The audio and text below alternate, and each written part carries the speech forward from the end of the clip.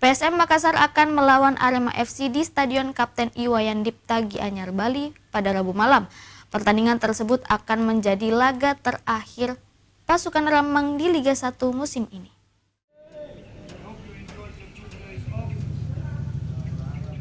PSM Makassar menargetkan kemenangan saat bertemu Arema FC di pekan terakhir Liga 1.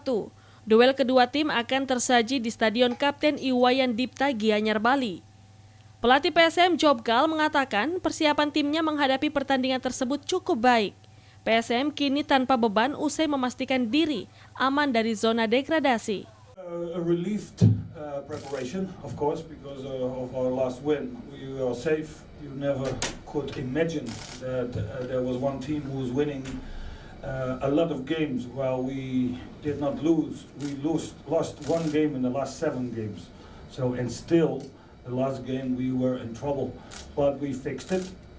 It was hard, and now everybody's relieved, and we are prepared now today with the last training, official training for Arema. Ferdinand Sinaga dan kawan-kawan berpeluang finish di peringkat yang lebih baik jika berhasil mengalahkan Arema FC. PSM Makassar pun bertekad mengakhiri musim dengan indah.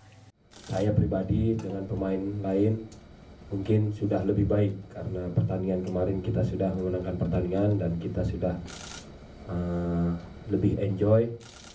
Mungkin besok kita akan lebih bekerja keras lagi dengan mental yang lebih baik lagi karena kita semua sudah sepakat kita akan menutup pertandingan ini dengan berbuah manis.